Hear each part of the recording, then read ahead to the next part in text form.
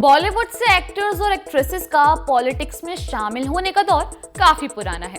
जया प्रदा, सनी देओल, उर्मिला मातोंडकर, शत्रुघ्न सिन्हा, जया बच्चन और साथ ही हेमा मालिनी जैसे सभी बड़े सितारे किसी न किसी पॉलिटिक्स पार्टी से जुड़े हुए हैं। लेकिन क्या आपको पता है कि अमिताभ बच्चन ने भी 1984 में इलाहाबाद से कांग्रेस की टिकट पर चुनाव लड़ा था। खैर, अगर आपको नहीं पता है तो चलिए जानते हैं इसके पीछे की पूरी कहानी। ये तब की बात है जिस समय अमिताभ और राजीव गांधी के रिश्ते ऊंचाई पर थे। राजीव गांधी ने अपने दोस्त अमिताभ बच्चन को कांग्रेस की टिकट पर इलाहाबाद से चुनाव लड़ने के लिए तैयार कर लिया था। अमिताभ बच्चन को इलाहाबाद से कांग्रेस का टिकट मिला और उन्होंने बड़े अंतर से हेमवती नंदन बहुगुणा को हराया। बहुगुणा और अमिताभ के बीच हुए चुनावी संघर्ष के कई दिलचस्प किस्से भी आपको सुनने में मिल जाएंगे।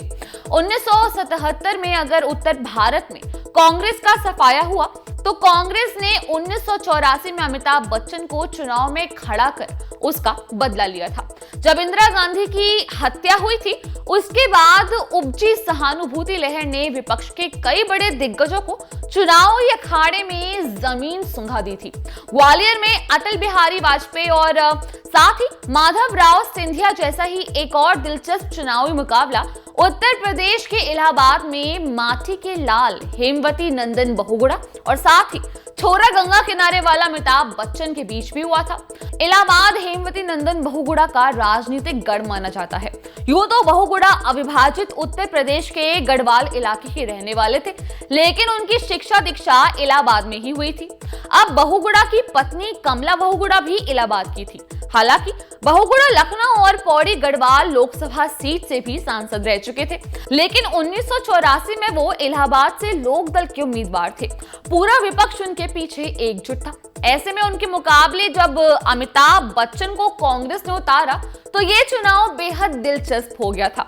अमिताभ तब तक सुपरस्टार बन चुके थे, उनकी कई फिल्में हिट हो चुकी थी और साथ ही एंग्री यंग मैन का नौजवान में बेहद क्रेज था।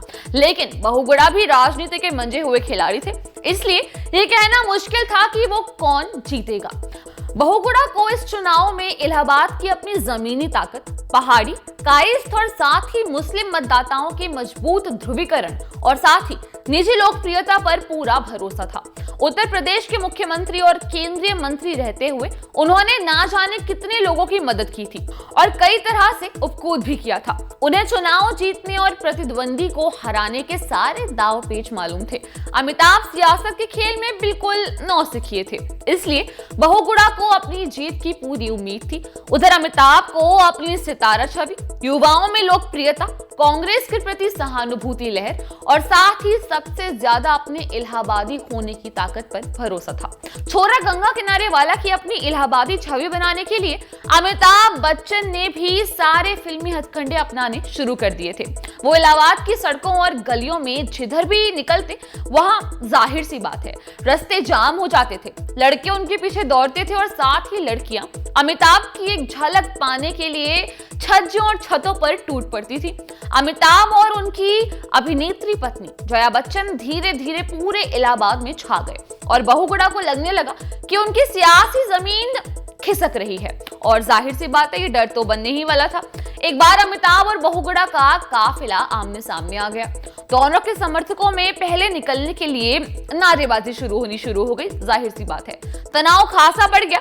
तभी अचानक खुली जीप में सवार अमिताभ नीचे उतरे और उन्होंने जाकर बहुगुणा को प्रणाम किया और आशीर्वाद मांगा। बहुगुणा ने आशीर्वाद दिया और अमिताभ ने उन्हें पहले निकलने को कहा।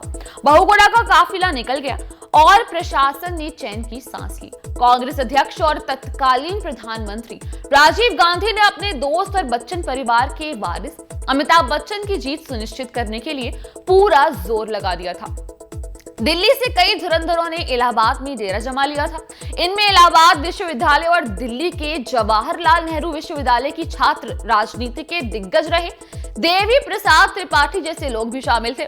उत्तर प्रदेश कांग्रेस के दिग्गज नेता, जिनमें नारायण दत्त तिवारी, केंद्रीय मंत्री विश्वनाथ प्रताप सिंह आदि दिग्गज भी अमिताभ की जीत के लिए जुटने वाले नेताओं में शामिल थे।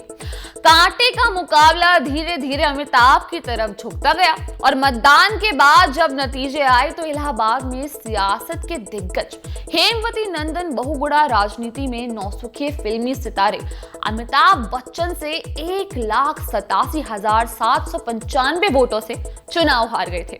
अमिताभ ने ये जीत भारी मतों की बढ़त से हासिल की थी। तो ये थी बात तब की जब none other than Amitabh Bachchan ने भारी मतों के साथ चुनाव जीते। लेकिन क्या आपको पता है कि अमिताभ बच्चन ने अपना कार्यकाल पूरा होने से पहले ही इस्तीफा भी दे दिया था?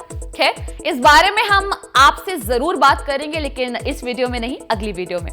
तब तक के लिए आप न्यूज नेशन डिजिटल को सब्सक्राइब कीजिए और साथ ही बेल आइकन जो बना हुआ होगा उसे भी जरूर क्लिक कीजिएगा, जिससे कि जैसे ही नेक्स्ट वीडियो आए आपके पास आप तुरंत उसे देख लें, तभी के तभी उसे देख लें, क्योंकि उसमें पूरा एक्सप्लेनेशन होगा कि ऐसा क्यों हुआ। आखिर अमिताभ बच्चन ने इतने कम समय में ही अपना कार्यकाल पूरा होने से पहले ही उन्होंने इस्तीफा दे दिया था। तो आज के लिए बस इतना ही। देश दुनिया की छोटी और बड़ी तमाम खबरों की जानकारी के लिए जुड़े रहिए हमारे साथ न्यूज नेशन पर।